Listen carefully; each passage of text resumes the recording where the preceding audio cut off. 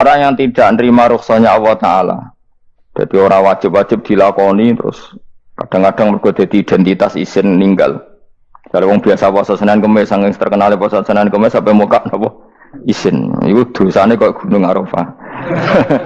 Wis hadis iki apa lho, kowe ora puasa Senin Kamis. Jadi ala kenapa ora puasa Senin Kamis nampa rukhsah pengiran niku ora nampa jeneng gak nglakoni. Karena mengkono iku ali ngatasi manal ismi yang disa apa mislu jibali Arafah iku kaya Gunung Arafah. Jadi pangeran itu ya aneh sing apik to. Jadi misalnya ana wong maca Quran kok yakin ra di sepuro iku dianggap ngenyek Quran. Wong wukuf ning Arafah kok nyangka dosane ra di sepuro dianggap ngenyek pangeran.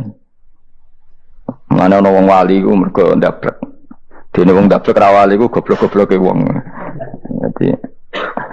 Jadi daftar wali luwih jalur napa? Ndablek.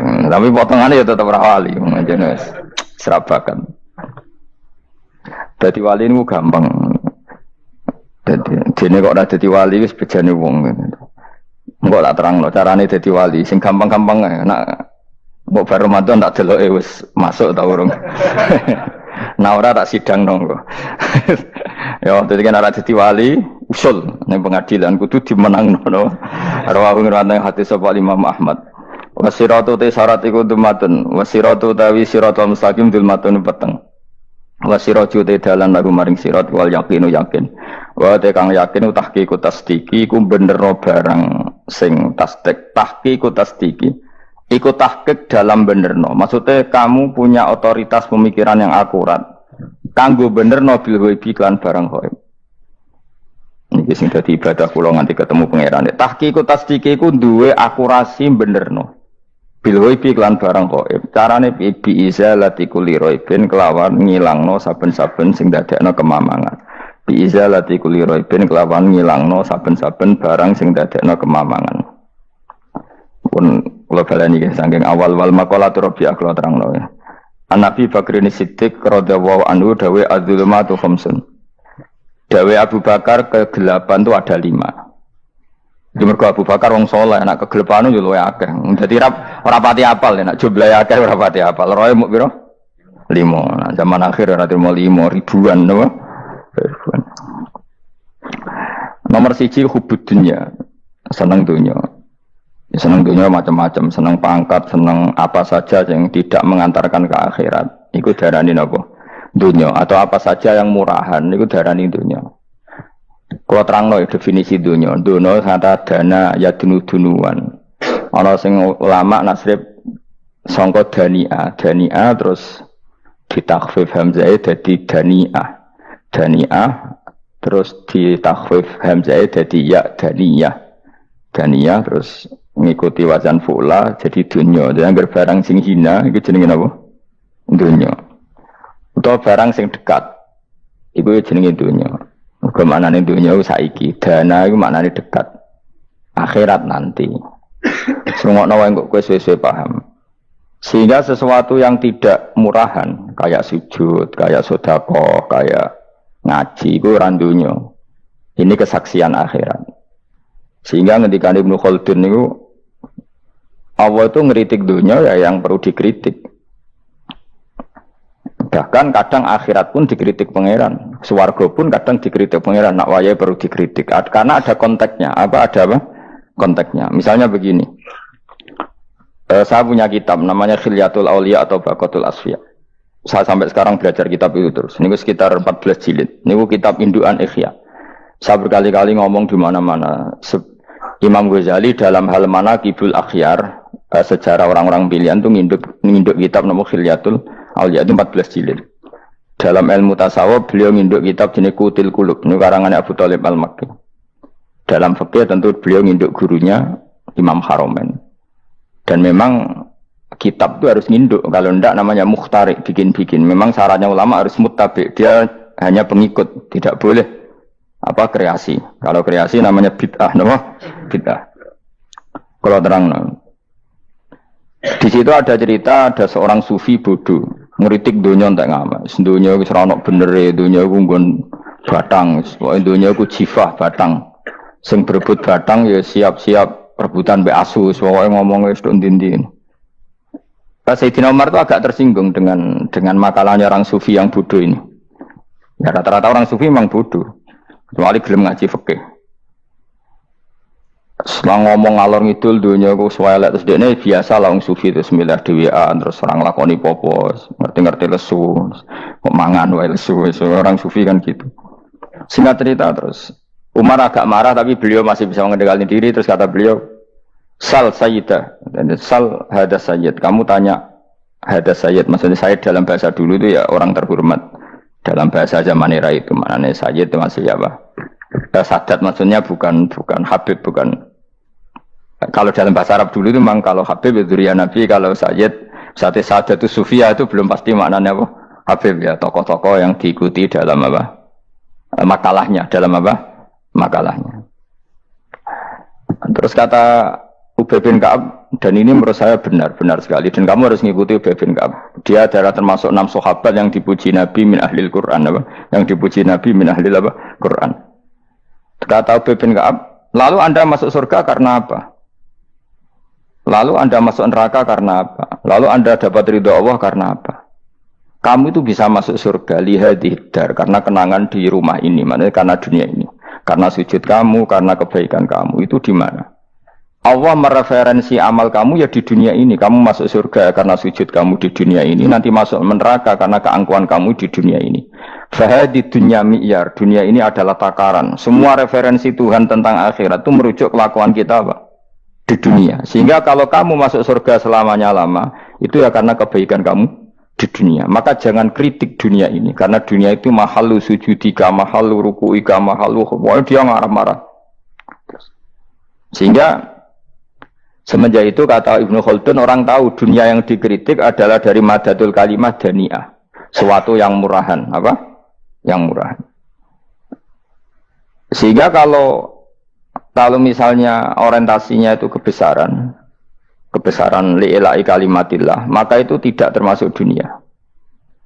Dan yang suasananya akhirat tapi motifnya adalah kasal, kemalasan, itu yang benar-benar dunia. Makanya Imam Syafi'i sering kritik tasawuf itu sampai ussisati tasawuf alal kasal. Ilmu tasawuf itu basisnya itu karena pemalas. Karena tadi misalnya begini, ini contoh paling gampang. Zaid itu di daerah pinggiran. Di daerah pinggiran di mana Islam itu minoritas. Terus dia ingin kaya raya supaya bisa bikin masjid atau bikin komunitas Islam. Atau dia ingin jabat jadi lurah supaya nggak ada pelarangan orang sholat karena dia yang punya otoritas bikin aturan. Atau kalau mungkin skup lebih besar dia ingin jadi bupati supaya daerah situ familiar dengan Islam karena pejabatnya Muslim. Itu tidak dunia karena semua orientasinya untuk mengawal sujud, mengawal kebenaran. Tapi kalau kamu di daerah pinggiran kemudian milih DWA, kabeh kersane pangeran, sidik-sidik kersane pangeran, terus kamu meninggalkan aktivitas dakwah, itu yang dunia karena motivasi kamu adalah al-kasal, males dari mewarnai buminya Allah ini dengan sujud. Ini yang banyak orang sufi salah paham. Makanya orang sufi harus ngaji fikih.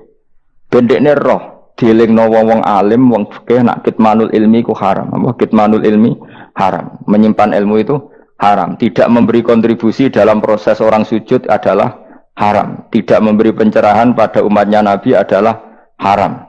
Menikmati keasikan yang pangeran dewi adalah haram. Dia harus diingatkan gitu terus. Kalau enggak, itu bahaya bagi agama ini. Makanya dulu itu enggak ada orang sufi yang enggak ngaji ulama fikih. Sekarang kebalikan, malah wong sufi darani fikih mau kulit dekne wis tok hakikat, sembrono. Oh tak tobat nonton nang ketemu aku. Itu bahaya, paham seperti itu tuh bahaya. Karena sekarang itu sufi itu jadi identitas kesalehan. Jadi yang rumah kome sufi koyo-koyo sak dhuwure ahli napa? Fikih. Itu bahaya. Karena tadi sufi itu akan ngeritik dunia sepedas-pedasnya. Kemudian ujung-ujungnya meninggalkan dunia, kemudian happy-happy asik pangeran dewean dan membiarkan umatnya Nabi ini berserakan kemana-mana, tidak terlibat sama sekali, tidak memberi kontribusi sama sekali. Kalau bahasa gampangannya orang gelem amar ma'ruf, gak gelem nahi mungkar. Tapi bahasa amar ma'ruf nahi mungkar kan saiki dadi gerakan ekstrem. Makanya ora tak bahasa amar tidak peduli, tidak mulang. Mergo saiki bahasa saiki repot terus. Paham ini penting kalau terang. Jadi kalau baleni malih ya. Sing dimaksud dunya ketika dikritik pangeran iku dunya sing sangka kata dani'ah, sesuatu sing murahan, sing enteng, sing nafsu. Iku jenenge napa? Dunya, napa? Dunya. Tapi ketika sesuatu itu baik dan mengarah kepada Allah, iki jenenge dunya iki masru'atul akhirah. Maka dunia itu di dua status napa? Siji masru'atul akhirah. Dan ini status yang harus kita pakai. Makanya kata Imam Ghazali itu, kowe nak randi duwe sak penat-penate urip terus merasa enggak punya kenikmatan, datang saja ke kuburan dan yakinlah semua yang sedang mati keinginannya hanya satu, ingin kembali di dunia dan memperbaiki amal-amalnya. Berarti dunia adalah segala-galanya bagi orang yang sudah mati. Ya, orang yang sudah mati itu cita-citanya satu, la'alli arji, semoga kita kembali ke dunia. Untuk apa? Untuk membenahi semua kesalahan yang pernah dilakukan zaman ini dunia. Terus kamu ingat, fa'ana fid dunya, ya Allah, alhamdulillah sekarang masih saya di dunia. Artinya saya punya satu kesempatan yang diinginkan semua orang yang sudah mati di seluruh dunia. Tapi malah wali anu surip malah kepengen mati. Saking kakean kasus ini, apa? Kakean apa? Kakean kasus. Makanya di sini sirinya para rasul, para nabi itu sering donga Allahumma tawil umrona, sehingga banyak orang soleh mendoa supaya panjang apa? Umur. Itu karena pas itu yang hadir adalah dunia dengan makna masru'atul akhirah. Tapi ada juga wali dan nabi kadang-kadang donga, ya Allah, jika sebaiknya saya mati, mati saja. Itu ketika tergambar dunia yang sudah murahan, yang sudah arogan, yang sudah tidak jelas. Maka dunia ini punya dua status sekaligus. Jika prospek bagi Anda untuk masru'atul akhirah, maka nikmati senikmat-nikmatnya. Tapi jika bagi Anda ini sudah menjadi ladang maksiat apa-apa, maka jadikan dunia ini tempat tobat. Karena akhirat itu nggak ada apa-apanya dibanding dunia. Jadi akhirat itu hanya mereferensi dunia, apa? Mereferensi dunia. Ini penting kula aturno. Kadang-kadang sufi ku menyen goblok ora iso ngaji. Dia nganggep dunia sampai akhirat itu penting akhirat, tapi cara maknaninya salah. Lho kowe nganti ning akhirat mlebu swarga itu karena apa coba? Amal zaman di mana? Dunia. Berarti penting mana dunia sama akhirat? Penting dunia karena akhirat mau efek, apa? Efek dunia ini yang pokok. Apa dunia ini yang pokok. Kalau Allah kan cara ngendikan tidak seperti itu. Allah cara ngendikan gini loh. Akhirat, maksudnya walal akhiratu khairul lakam nalula gini. Sesuatu yang berorientasi akhirat dan kemudian menjadikan kamu nyaman di akhirat itu khairul lakaminal ula, itu lebih baik ketimbang dunia. Ora kok kowe nak ning dunia nak sepemelek ning akhirat apik ora ngarang ngono, nak ning dunia melek ning akhirat luwih parah. Kayak melaratem cek ngene iki kan. Tapi kan cek iso ngopi, cek iso mangan tengkleng. Coba ning akhirat gak iso blas. Dunyel-nyel malaikat ngawur. Gayamu bareng melarat iso ning dunia lara lah nak ning akhirat penak. Aku yakin ora luwih lara, tak jamin. Nguraine kan ketara nak ngono. Keliru omongan aku ning dunia lara lah sementing nak akhirat penak itu ndak bisa.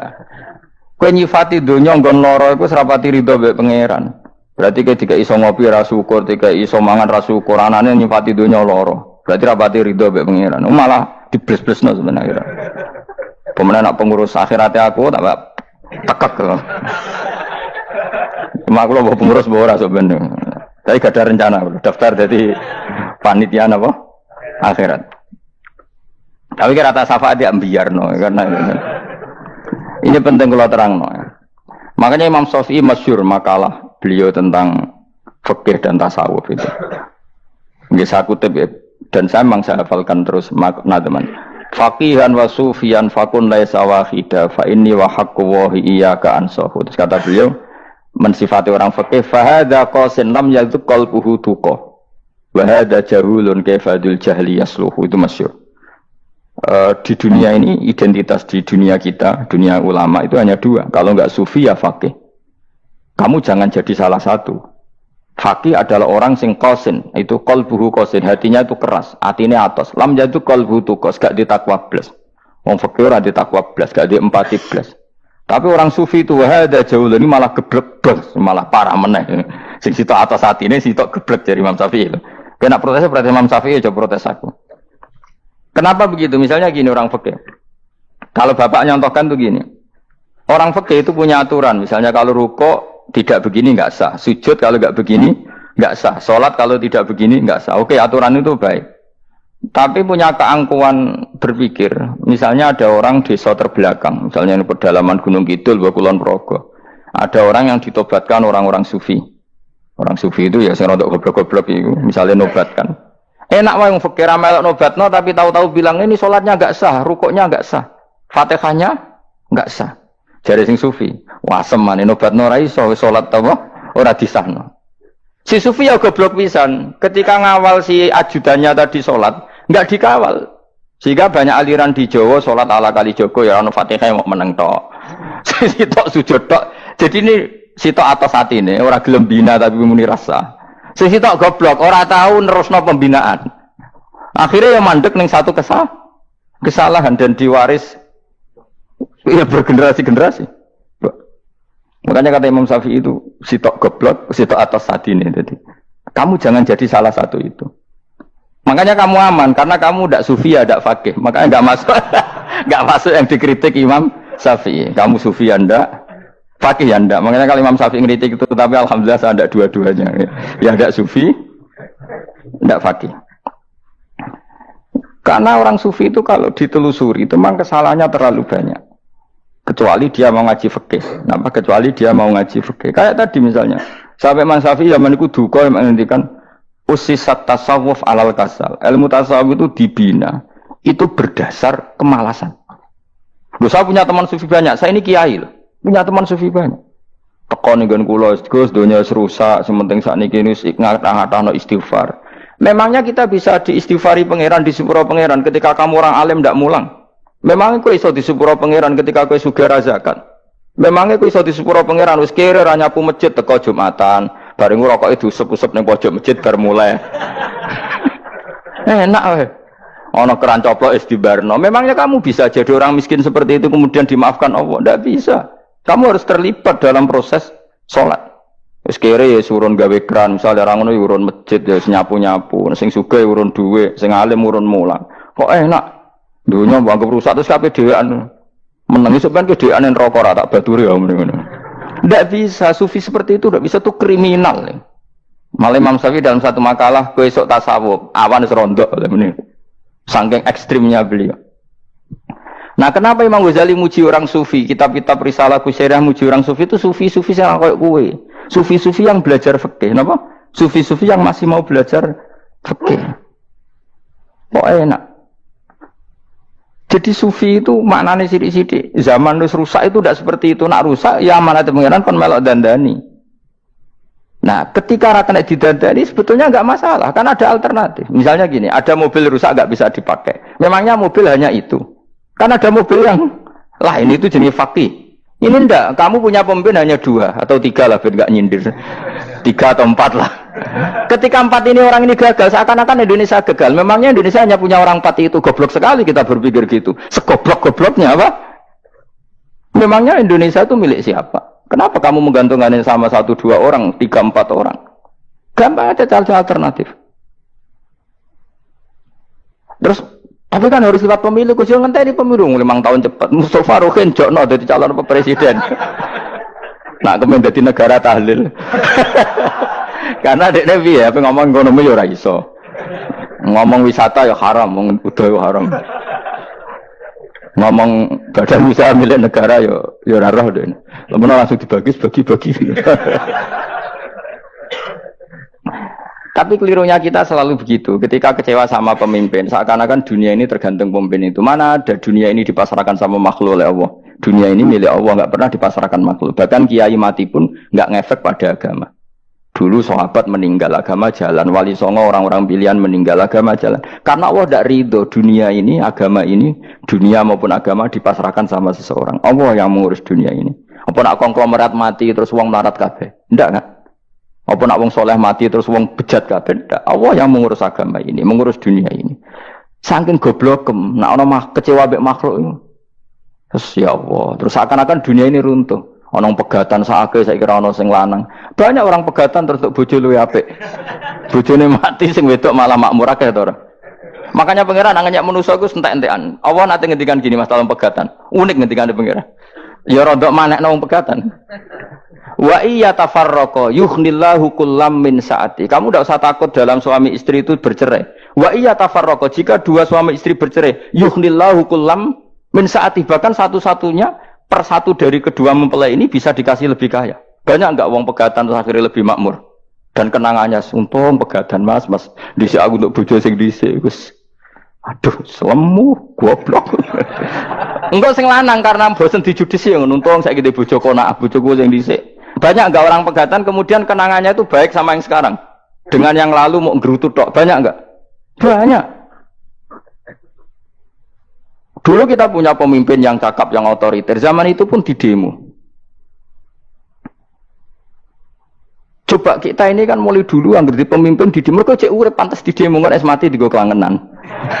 Kelakuan kok ngono. Mulai dhisik nganti saiki. Kiai juga gitu, zaman urip dikerwiti, kok bareng mati kiai penggantinya dikritik ora koyok kiai dhisik. Iku ora ya coba 66 Pak Karno dikritik, orde baru diurus gitu tuh. Nabi yang ngono mangsamu presiden tok. Nabi ku kan mukjizat iku ngaji. Jadi mukjizatnya Nabi ku ngaji. Jare masyarakat kon mukjizat orang keren blas. Mukjizat itu kudu nganggo tongkat. Dadi seru napa? Dianggap Nabi Harry Potter. Jadi Nabi itu mukjizat kok mulang. Mulang itu mengatur logika supaya mapan nikmati Allah dan Rasul. Itu mulang. Mereka agak seneng. Mat, caraku Nabi-Nabi dhisik kudu tongkat apa mat. Dadi seru apa? Seru main seblak pokoknya seru lah. Nabi sempat tertarik, ya kepengen ditongkat tahu Nabi wah kita ya sangar lah, wah jadi Nabi ngalor ngidul gak apa, tongkat nggak sing ngelawan blus terus kecemplung segoro, kan ya seru lah misalnya orang Yogyo macam-macam tutuk terus likuifaksi do tenggelam kan seru lah, wah. Nah jawab pengiran dulu lucu, dia matke jok tongkat gampang nak masalah tongkat. Sekarang ngetokno wit kan gampang tongkat itu, memang samu tongkatnya Nabi Musa terus digawe dikai mori terus dikai minyak ya ora dijupukno wit diketokno mangsamu. Wong sing hebat ku sing nyekel dol ora apa. Ya jajal to kate Musa tak kena kowe. Iki ora ono pengaruhe. Wong saiki ning gone Turki digo tontonan ora piye-piye. Lah nek mbate jek aktif Pak Turki nantang Israel duel langsung. Lah wong di tongkate Nabi Musa kok digertak Israel rawani.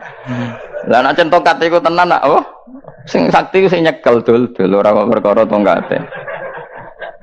Nah, cara wae dhisik sono HP Nabi Musa ya luar biasa cara itu. Akhirnya Nabi Muhammad itu sempat kepengin jawab pangeran unik. Awalam yakfuru bima utiya Musa min qabl. Matke kok gak eling apa zaman Musa nggo tongkat wong terus do iman. Awalam yakfuru bima utiya Musa min qabl qalu sikhroni tadzahara wa qalu inna bikullin kafirun. Apa zaman Nabi Musa itu terus wong do iman? Ya tetep komentar dari tukang sihir. Padha wae, Mas.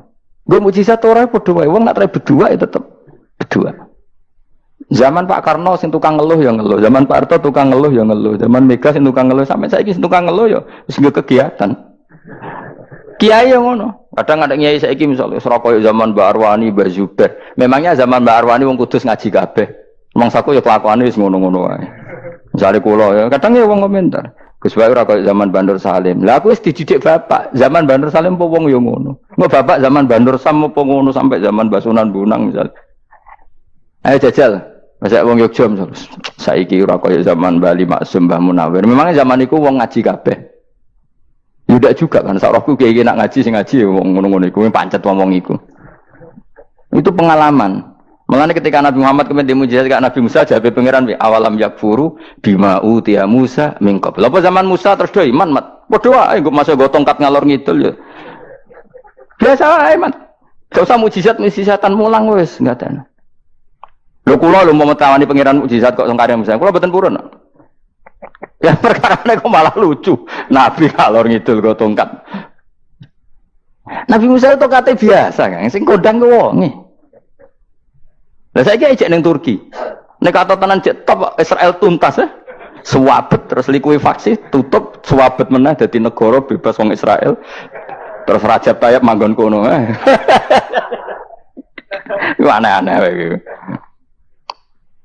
Makanya penting, yang dikatakan mukjizat yo ngaji. Ngaji itu bisa membentuk yakin. Yakin itu bisa membentuk tahqiq. Nah caranya yakin gimana? Tak warai kan ben dadi wali. Wali sing jalur ilmu, jalur melarat wis kowe luwih iso lah. Wali ku jalure akeh. Alim ya iso dadi wali, zuhud dadi wali, melarat ya iso dadi wali. Syaratnya ridho ora kepengin sugih. Ya syaratnya melarat dadi wali ridho ora terbersit kepengin sugih ora tau muni lho umpama aku di dhuwit ora dadi wali, muni umpama tok wis ora dadi wali. Jadi fa inna law taftahu amala syaiton karena mengatakan umpama itu wis buka pintu setan. Jalur apa ke? Nah alim syaratnya hafal Quran, hafal ribuan hadis. Ayo nak zuhud syaratnya ra di HP, ra anan. Nak fikir ra oleh diangen-angen. Ayo milih ndi? Apa rasa dadi wali? Gak usah ya. Kalau terang, ini penting. Kenapa saya sering kritik orang sufi? Karena sufi sekarang itu beda dengan sufi dulu. Di Jawa Timur itu keluarnya para kiai ya gitu. Kalau ada orang ikut torekoh tertentu, terus gak gelem ngaji takrib, akhirnya lingnya pangeran suwengi tapi sesucine keliru. Masalah didik anak bojo keliru. Karena ya mau sementing la ilaha illallah terus maca la ilaha illallah terus itu gimana? Kalau kita iman sama Allah, ternyata iman dengan aturan-aturan Allah. Misalnya kita seneng cawe wedok, terus mbok sebut jenenge tok, kono njuk wedak ra mbok kei, njuk mangan ra mbok kei. Terus kamu tidak mempelajari sing disenengi pacaran ku apa? Senang Allah itu maknanya senang ketentuannya Allah. Allah yang murka itu apa? Kalau kita zina, kalau kita maling, ketika korupsi. Allah yang suka apa? Kalau kita sujud. Lalu syaratnya sujud apa? Harus dalam keadaan suci dari hadas besar maupun hadas kecil dan tempatnya tidak ada najis. Bahkan harus gitu. Itu senang Allah kok aman. Allah semengi terus pingsan, kesemper. Terus nak tepak harus darani wali. Nak darani wali ono salam template. Wah apa-apaanan. Mentor bapak kula saking kerase. Lah wong darani wali nek melete keren aku jare. Tak top aku jare. Lah kok saged, Pak. Paling zaman akhir darani wali dadi gula, wong salah templek ngekeki dhuwit. Tapi nak wong alim darani wali sing dadi pinter akeh. Coba jajal lah wis ayo. Nak ora percaya Ruhin mu'allimno nak saiki wali, nak ora dadi gula mbek dhuwit. Ayo saiki umumno nak Ruhin iku wali. Reaksi masyarakat kira-kira piye? Salam template terus sangat malam merek rokok Ruhin, misalnya rokok apa ya terus ditukokno. Tapi umat dapat apa? Tapi ketika orang terkenal alim, umat dapat banyak karena bisa ngaji, carane sesuci piye, carane zakat, piye yang wajib zakat apa saja, carane dekat. Tapi saya gak wali kalah mbek apa wong alim kalah mbek wali. Kula niki diceritani Gus, kula nek wong alim Gus. Jejer mbek wong terkenal wali kok ora salaman bedene. Ya akhirnya melarat salam. Maksudnya salaman kok ono maknane ning Jawa Timur. Ora usah diterangno maknane opo. Wah kere. Wah kowe padha wae wong alim kok kasut to. Nek kasute perkara hasile iku. Iku ya sarap pisan padha wae. Sing kanca kula niku sing. Tapi sebenarnya kita harus jadi pelajaran. Kalau ingat Allah itu ingat aturan-aturannya Allah. Terus keling Allah suwengi terus piye? Allah bikin aturan, kamu suwengi ning masjid itu ketentuan fikihnya kayak apa? Kalau istri kamu sakit, anak kamu sakit, kamu wajib ngurmat anak bojo dan itu juga perintah Allah. Terus eling Allah dulu nggak ada zaman Nabi seperti itu. Nabi itikaf suwengi ning masjid besok pikir wiridan, itu ya mulang biasa. Wiridan sekadarnya, habis itu Nabi yang ngajar biasa. Siapa yang tanya tentang haid, siapa yang tanya tentang ghanimah, siapa yang tanya. Jadi yas'alunaka 'anil anfal. Ketika mereka iskal, lalu ghanimah cara bagi gimana ya Rasulullah? Dibagi wa'lamu annama ghanimtum min syai'in fa lillahi khumusahu wa lirrasul 1/5. Ada yang tanya lagi, was'alunaka 'anil makhid. Istri saya cara ngakad tidak normal ya Rasulullah. Kadang-kadang over, terus disebut itu istihadah apa? Itu ditanyakan.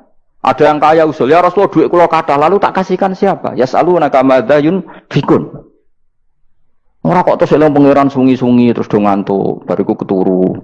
Bariku makan-makan ora ono ngono. Coba, jika seseorang terkenal wali itu paling untung udekne. Ini bukan kritik kan. Memang harus dikritik. Kritik aku enak aku kualat, kowe ra wali kok ngritik wali. Kowe cuma melok-melok. Karena apa? Kita ini syafaqatan li hadil ummah, kita kasihan umat ini mencintai kiai, kemudian tidak dapat apa-apa dari kiai itu. Caranya apa ya? Kita mulang. Makanya Rasulullah itu masyhur kan di sebuah hadis, sama cari di Muqaddimah Majmu', di Muqaddimah Ihya, hampir semua kitab ulama top itu menyertakan hadis ini. Nabi ke masjid, ada satu kelompok yang nangis-nangis ndonga, ada sekelompok yang mulang fikih. Mulang itu yes, iki halal, iki haram, iki salat begini enggak sah ini. Pokoknya mulang aturan-aturannya pangeran. Nabi ngadeg. Kemudian Nabi bilang gini, kilakuma ala khairin, dua kelompok ini sama-sama baik. Tapi apa yang terjadi? Amma haula fayatuna waha, mereka adalah kelompok-kelompok yang minta sama Allah, insya'a ajaba wa insya'a la. Kalau Allah mengendaki ya disembadani, kalau ndak ya ndak. Tapi ini kelompok yang membicarakan hukum-hukumnya pangeran. Pasti Allah ridho. Wa innama bu'istu mu'alliman. Memang sing jenenge Nabi itu untuk mengumumkan halal haram. Maka Nabi terus ikut yang kelompok belajar tadi. Karena yang dikatakan coba Nabi diutus jadi Nabi itu apa? Saya tanya. Bikin aturan. Caranya tawaf ke Ka'bah begini. Dulu tawaf itu wudu. Dulu tawaf itu bawa hubal lata. Dulu tawaf itu dengan penuh kemusyrikan. Nabi datang, cong tawaf itu aturannya gini. Enggak boleh ada yang berbau syirik. Caranya tawaf 7 kali. Baca kalimat ini. Sa'i juga gitu. Dulu yang namanya sa'i itu setar megang berhala Isaf. Nanti di Marwah megang Nailah. Setarnya gitu. Dari kesirikan ke kesirikan. Terus Nabi datang. Enggak boleh megang Isaf dan Nailah. Harus dibongkar. Dimulai dari labbaik Allahumma labbaik la syarikalah innal hamda wa ni'mata laka wal mulka la syarikalah. Itu Nabi. Sehingga saking ekstrimnya sahabat itu dulu enggak mau disuruh sa'i. Enggak ya Rasulullah, kita ada sa'i. Tempat yang dulu kita syirik di situ. Karena kalau sofa setarnya pegang Isaf, nanti kalau di Marwah pegang Nailah. Itu nama berhala. Terus Allah menurunkan inna sofa al-marwata min sya'airillah faman hajjal baita wa atamara fala junaha. Istilah pangeran fala junaha. Kalau kamu sudah Islam, nggak apa-apa, sa'i. Kenapa bilang nggak apa-apa? Karena dulu pernah sahabat merasa dosa, karena itu dulu basis kemusyrikan. Jadi ini penting saya utarakan. Lagi-lagi yang digerakkan Nabi adalah aturan main dalam hidup ini. Apa? Aturan main. Lho kula wingi pasaran wingi ini kula mucal napa sak bentar. Kula mucal Minhajut Thalibin, karangan Imam Nawawi, kitab fikih. Mergo kula niku mangkel. Kadang wong alim terus darani wali. Nek darani wali ngono wong teko njuk pangestu. Kadang kurang ajar meneh wong ape kaji njuk ndongakno kaji mabrur. Luwih parah meneh. Nah kula tak ngamuk tenan. Kowe nak langsung ndongakno wong iku kaji mabrur padha karo ana wong ra iso numpak sepeda motor. Iki kula badhe numpak sepeda motor, ndongakno slamet. Wong belajar ya ora kok njuk ndongakno selamat. Mestine iku takok sik carane numpak sepeda motor piye lagi njuk ndongakno selamat. Wong isi soe ra mesti selamat. Iki rong iso apa? Ya iku lho badhe numpak sepeda motor ndongakno selamat. Aneh gak pertanyaan seperti itu? Permintaan minta selamat ketika kamu tidak bisa naik motor itu aneh gak? Aneh. Kalau kamu mau haji, takut syarat rukunnya haji, baru minta didoain haji mabrur. Ini ndak, masyarakat tahu-tahu minta haji mabrur. Oh nak tonggo kulo tak pisau itu. Untung ngomong rembang rawat tak kulo. Jadi orang sing wani. Agar mereka haji, Gus kulo badhe haji supaya sah piye Gus. Tak ulang. Tak ulang tenan piye. Selain tentu belajar di manasik. Paling tidak dengan fatwa seperti ini orang terbiasa nak tekoni manasik itu dirungokno. Napa? Kadang ya orang tekoni manasik ngantuk tok. Itu tidak bisa, harus diwarai. Misalnya tawaf dimulai dari Hajar Aswad dan usahakan menjauh dari Ka'bah 1 meter atau setengah meter. Karena kalau terlalu mepet Ka'bah, takutnya tadi nginjek pondasi Ka'bah. Jadi tidak ngitari Ka'bah tapi tawaf di atas Ka'bah. Kedua, kalau terlalu dekat kiswah Ka'bah itu mulat tokah bitit. Kiswah Ka'bah itu penuh dengan minyak. Dan kalau terlalu dekat menyentuh, padahal orang ikhram itu enggak boleh nyentuh kiswah. Jadi harus diterangkan. Kok malah kaji marugi kalau gitu terus dia mau nangis. Belum mau nangis servisnya akeh. Itu apa-apaan? Mau dibawa kemana agama ini? Kemudian sing juk ngomong suga, dia ini nangis tenanan oleh nyangone luwe akeh. Nah, cara bapak itu nangis itu serupat zaman. Saya nangis ada jadi kiai. Pokoknya ulang nak ragil mes bulan nus. Tobat, song ini tobat. Marah ini utaknya ini marah. Coba contohkan analogi hal yang gampang. Ono wong ra iso numpak sepeda motor, datang ke kamu minta didoakan selamat, aneh ndak? Urutannya ya belajar apa? Sesuk ono wong ra iso salat, ih dongakno salat kula niku makbulah. Makbulah mbahmu. Takbir ar-ra Fatihah ar-ra ya kabeh itu ono urutane. Ya itu ulama. Jadi makanya Rasulullah hanya gabung sama yang mualliman, yang guru. Dan ketika awan nyifati Rasul itu apa coba? Rabbana wa ba'atsfihim rasulam minhum yaslu alaihim ayati wa yuzakkihim wa yu'allimuhumul kitab wal hikmah. Rasul itu sifatnya yang diulang-ulang pangeran itu yaslu alaihim ayatika, membaca ayat-ayatmu, artinya apa coba? Mulang kan?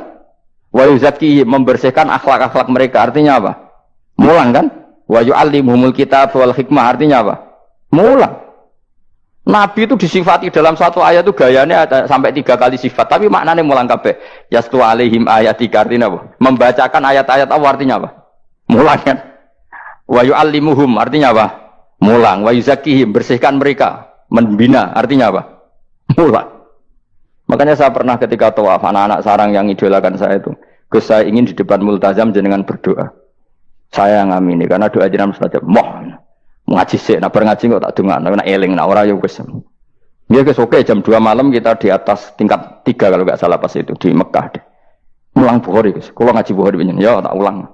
Jam 2 saya ngajar sampai subuh sekitar 2 jam. Habis itu lagi dungo tengah pemerintah. Kalau dungo sederhana Gusti, bocah-bocah niki mugi-mugi wonten gunane teng umat Rasulillah, purun mulang mboten kedunya. Nah, amin ya, amin. Padahal di antara mereka ketok ada sing donga ben rabi, perkara wis tuwa. Ayo kula dongane ya Allah. Ini di depan multazam semoga anak-anak ini manfaat umatnya Kanjeng Nabi purun mulang, purun napa-napa teng masyarakat. Wis iku tok amin amin pun bareng. Karena itu yang saya bisa tanggung jawab di depan Allah Subhanahu wa taala. Coba kamu berani enggak di depan Allah terus kayak ngomong dunia. Karena hanya mulang yang bisa mengantar manusia mencintai Allah dan Rasul. Coba barokahnya kabeh kiai darani harame zina. Berapa juta orang yang tidak berzina gara-gara dawe para kiai nak wong zina sok ben dakare dikwetok, virgine ditunjuk malaikat. Entah cara ngulang gimana, cara tahdzir gimana terserah gayanya kiai masing-masing. Mungkin Mustafa nyontokno payudara nek diguantung, wong dene jorok penyerot. Dadi rohen duwe pinter meneh dakare apa dikwetok. Barokahnya tahdzir seperti itu berapa juta orang yang kemudian tidak zina.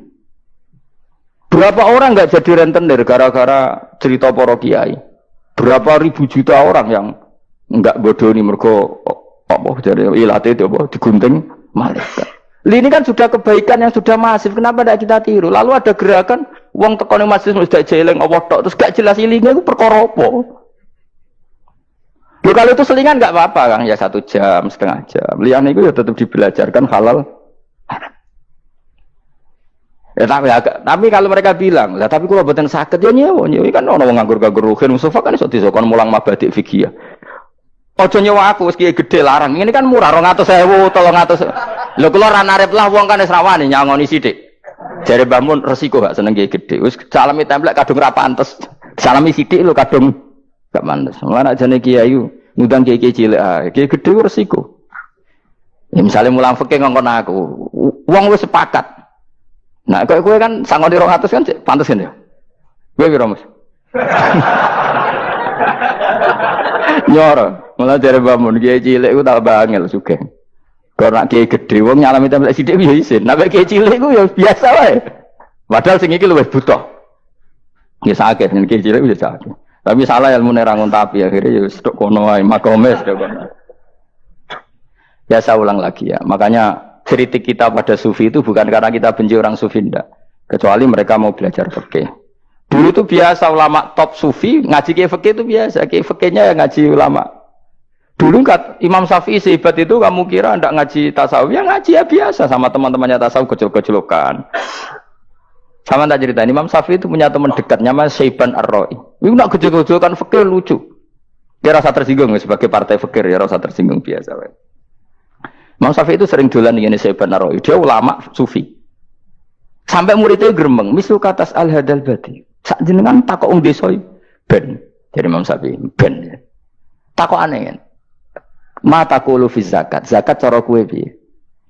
Dan Habib Umar Hafid itu suka mengutip perdebatan Imam Syafi'i, dialog Imam Syafi'i dan Syaiban Ar-Ra'i. Saya juga suka karena saya sering melihat itu di Ihya di beberapa kitab ada. Ma taqulu fi zakat. Zakat menurut kamu gimana? Ala madzhabi atau ala madzhabi. Menurut madzhabku apa madzhabmu? Jare Imam Syafi'i. Ya cara madzhab apa? Lah madzhabku wis roh dhewe. Lha apa tak kok kowe? Ya rada cangkem elek tapi lucu, Dur. Nak cara aku ya zakat itu wajib kanggo sapa wae, cek kere, cek sugih ya kabeh wajib zakat. Lah terus aturane pangeran piye? Mosok wong kere wajib zakat. Lah apa melarat mesti dunyane halal. Ya iya sih, tapi yo mosok wajibna zakat. Ya men jare tak kok.